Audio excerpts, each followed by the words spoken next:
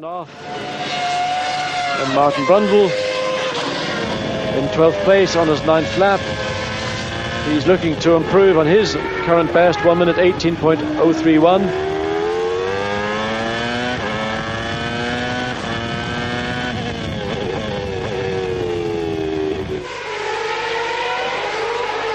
Well, Martin now just preparing to accelerate hard on to start, finish straight.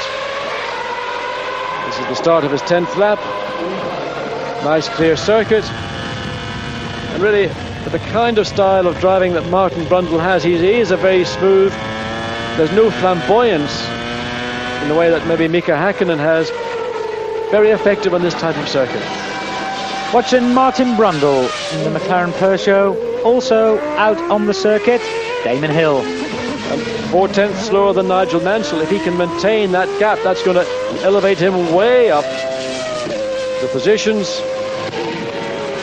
Martin Brundle and Mika Häkkinen, of course, with phase 2 of the A6 Peugeot V10 engine. Now they're back. This is Mika Häkkinen on board. Great sound from that Peugeot V10. Just listen.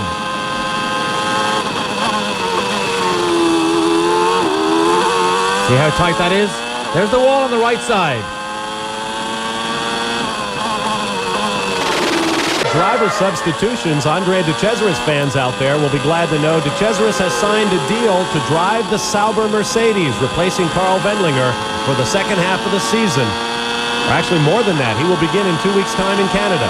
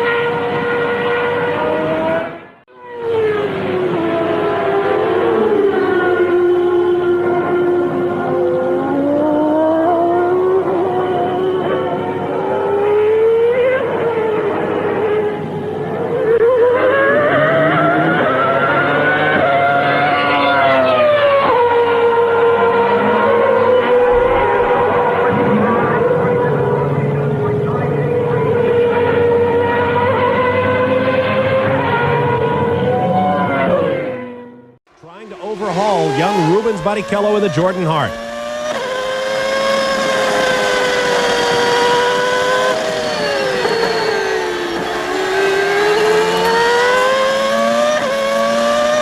Barrichello is 7th and Martin Brundle is in 8th place. Brundle had difficulty this weekend. He said he's finding it difficult to get the right balance between aggression and balance. See that? Just missed that. The events at Imola, and it was thought that Max Mosley was making a bit of a preemptive strike on behalf of Formula One to provide ammunition to the opponents of that movement within the Italian government.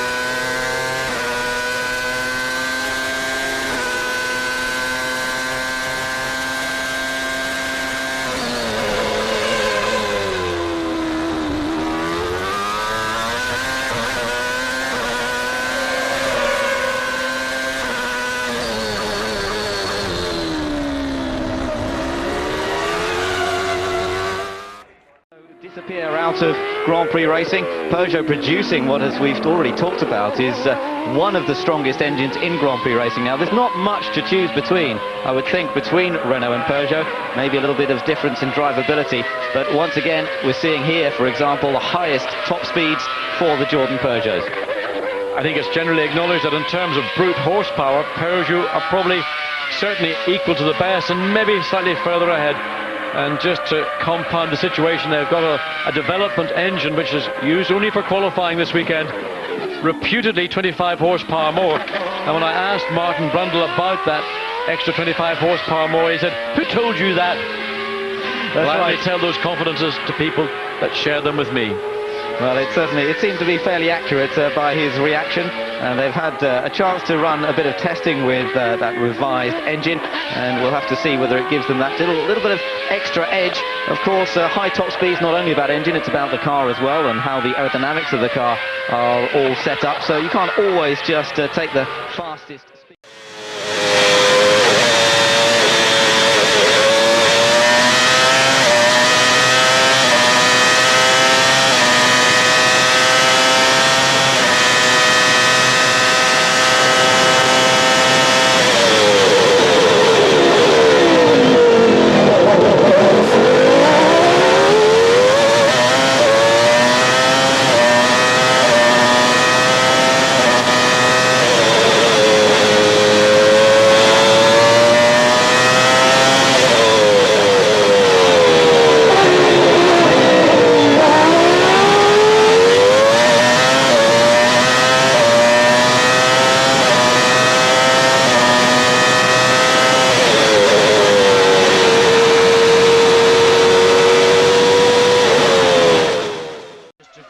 Just do race distance after race distance.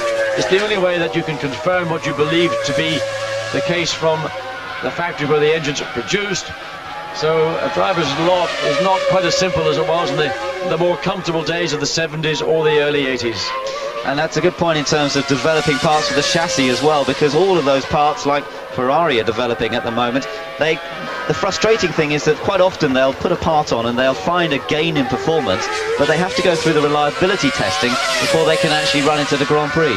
And in Ferrari's case in particular, after two very public failures, one with the drive shaft in Canada and the other with the engine in France, Ferrari will not put anything on their car until they're completely happy that the durability and reliability is up to at least race distance.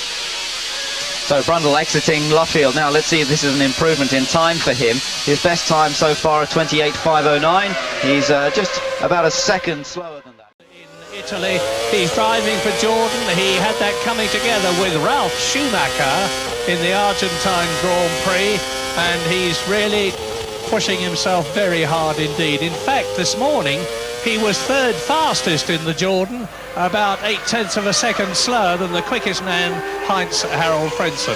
So they're all getting out onto the track. This is good news for us, Martin, because so very often, as you well know, there's a big long lag before anybody comes out on the track, and we have to spend some time talking about not a great deal.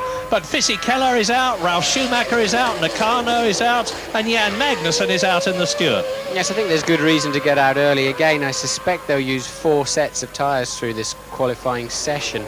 Tyres do seem to have an advantage on their first lap when they're fresh, but only by about 1/10 of a second here. Even so, as we'll see later on, they're all over the curbs, a bit of grass too.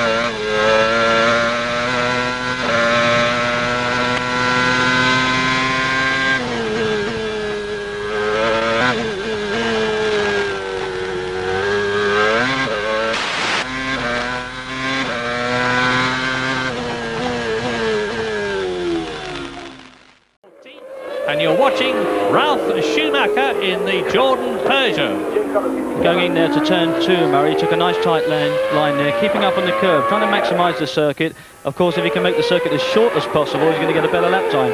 Turn 4, that's a third gear corner, about 3G, lateral G there, 3 times the weight of your head and crash helmet being pulled to the side, coming in under braking, deaccelerating. He's going to just feather that throttle, and you can see the car dancing. Look how much movement he has in the steering wheel there, trying to keep it balanced out. 0.4 of a second off in that first sector, and Ralph Schumacher, 6th fastest now, was 0.8 of a second off the pace on his previous fastest lap. So he might just be improving on his place in order to move up.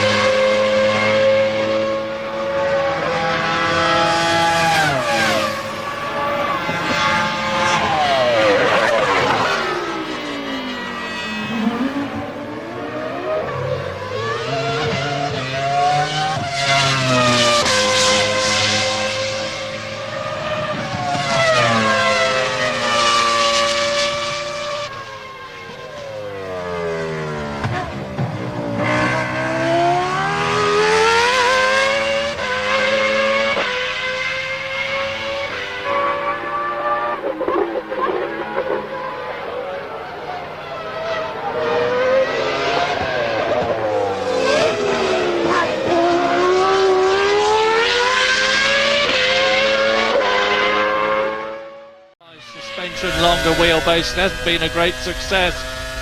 They've got so many new things at the team. They've moved their factory, they've got a new engine. The gearbox didn't shift down properly there. That's why he had a big slide at the rear. Just pushed it down 2 or 3 gears. In fact, I think he's having a downshift problem altogether around the track as Olivier. It's just upsetting the handling of the car. Apparently they've had 38 gearboxes in that team so far this year. Normally you'd have 8 or 10. Yeah, and if I told you how much a gearbox costs, you would blanch. But meantime, Ralf Schumacher must have been listening to Martin. He's done the fastest sector.